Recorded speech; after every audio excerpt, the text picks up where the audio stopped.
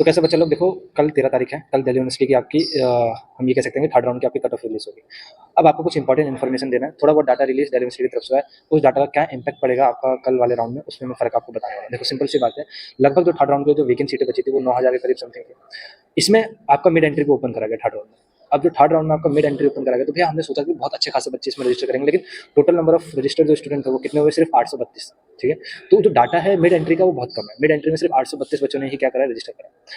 अब सवाल आता है कि तो भैया इम्पैक्ट कितना पड़ेगा मिड एंट्री पे।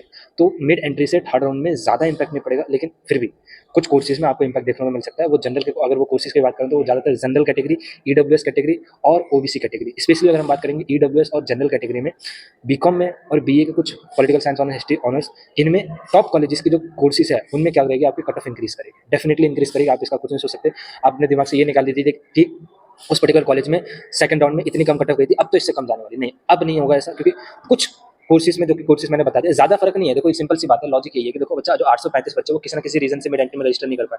वो रीजन कुछ भी हो सकता है, या तो उनके पास डॉक्यूमेंट नहीं था कैटेगरी, या फिर वो कंपार्टमेंट वाले बच्चे थे जिन्होंने अभी अभी अपना कंपार्टमेंट एग्जाम क्लियर करा और वो चाहते हैं दिल्ली यूनिवर्सिटी में एडमिशन ले।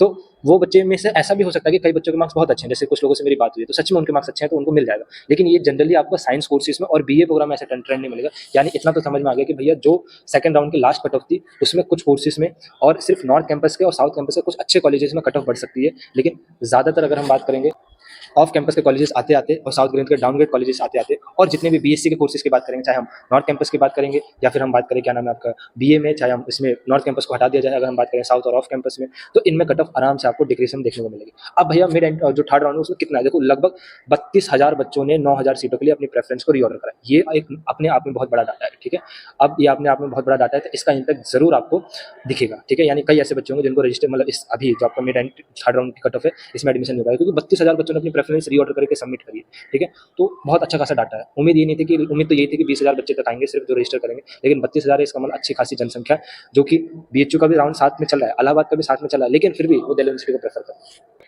तो भैया क्या इस 32,000 से फर्क पड़ेगा, क्या कट ऑफ बढ़ेगी? देखो ये 32,000 वो बच्चे जिनको अभी तक एडमिशन नहीं मिला था, इसका मतलब सिंपल सी बात है ना कि जो सेकंड राउंड तक जो लास्ट कट ऑफ गई है वही लास्ट कट ऑफ के बाद वाले ही बच्चे।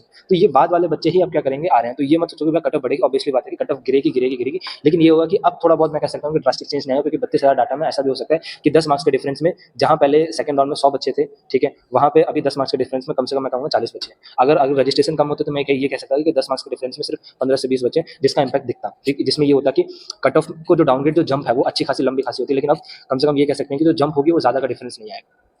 तो भैया एडमिशन हो पाएगा कि नहीं हो पाएगा? हाँ, थोड़ा बहुत मुश्किल होते जा रहा है, थोड़ा बहुत आसान है। उसके अलावा अगर मैं बोलूँ, ये खासकर दिल्ली यूनिवर्सिटी के लिए, देखो दिल्ली यूनिवर्सिटी ने कई चीज़ें क्लियर नहीं करी थी रिगार्डिंग थर्ड राउंड। अब मेरे को ये सवाल पूछना है दिल्ली यूनिवर्सिटी से, लेकिन जनरली हम यही पूछ रहे थे, एक तो इन गवर्नमेंट बॉडी के ऊपर कोई अथॉरिटी नहीं है, कोई देख रेख करने वाला नहीं कि ये क्या करे। जब इनको फर्स्ट राउंड और सेकंड राउंड के बाद थर्ड राउंड लाना था, और थर्ड राउंड में भी अभी भी जिन बच्चों ने फर्स्ट राउंड में अपग्रेडेशन डाल रखा है और उनको अपग्रेडेशन नहीं मिला, अभी भी उनको थर्ड राउंड के पोर्टल पर अपग्रेडेशन दिखा रहा है। जब आपको थर्ड राउंड में भी उन्हीं बच्चों को अपग्रेडेशन ऑफर करना था, तो ये अपग्रेडेशन राउंड किस बात के लिए लेके, चलिए लेके आए। उसके अलावा अगर आप बोल रहे हैं कि थर्ड राउंड में अगर आप फिर भी अपग्रेड दे रहे हैं, तो फिर मिड एंट्री का दरवाजा थर्ड राउंड में क्यों खोला? स्पॉट राउंड में खोलना चाहिए था। अब तो वो बच्चे उम्मीद लगा के बैठेंगे जिनको एडमिशन नहीं मिला था, वो ये उम्मीद लगा के रखे थे कि मेरे को एडमिशन मिल जाएगा अब थर्ड राउंड आते आते, लेकिन साथ में आपने मिड एंट्री का भी दरवाजा खोल दिया। तब मिड एंट्री की वजह से क्या हो जाएगा, उन बच्चों का मौका छिन गया जिनको लगता था कि एडमिशन हो सकता है, लेकिन अब 1-2 मार्क्स का डिफरेंस वो और ज़्यादा बढ़ जाएगा, और ज़्यादा कठिन लगेगा आपका एडमिशन होना। तो ये फर्क तो आपको देखने को मिलेगा। दिल्ली यूनिवर्सिटी को नॉर्मल अगर फर्स्ट राउंड लाया था, सेकंड लाया था, तो थर्ड लाना चाहिए था, मतलब थर्ड लाना चाहिए था। बीच में अपग्रेडेशन राउंड का नाम लाम के क्यों राउंड लेके आए? थर्ड में ही आप अपग्रेड दे देते, मिड एंट्री का दरवाजा आप स्पॉट राउंड में खोलते। थर्ड राउंड में जिन बच्चों को नई सीट अलोकेट होनी थी वो हो जाती, थर्ड राउंड में जिन बच्चों को अपग्रेड होना था वो हो जाता। तो ऑब्वियसली बात है कि एक राउंड का टाइम बच जाता।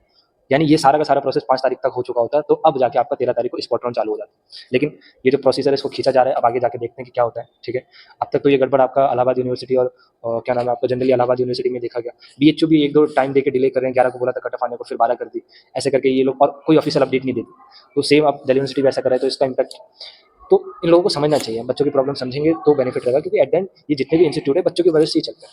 अगर आप ये लोग नहीं समझोगे, आप नहीं, मतलब इंस्टीट्यूट अगर ये सब आप बच्चों की प्रॉब्लम नहीं समझ रहा है, तो दिक्कत वाली बात है कि फिर बच्चे परेशान होंगे। ठीक है, चलिए हम उस लेवल तक होते जहाँ दिल्ली यूनिवर्सिटी तक सवाल कर पाते तो जरूर करने जाते।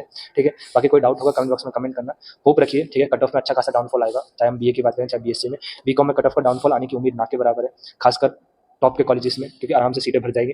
उसके अलावा बीए ऑनर्स में, जहाँ political science honours, history honours से कट ऑफ में ना के बराबर चेंजेस आने का फर्क होगा आपका, या फिर कट ऑफ उल्टा बढ़ जाएगी, ठीक है, नॉर्थ कैंपस साउथ कैंपस में, ये तो दिखेगा। देखिए, कोई डाउट होगा कमेंट बॉक्स ओपन है, कमेंट कर देना।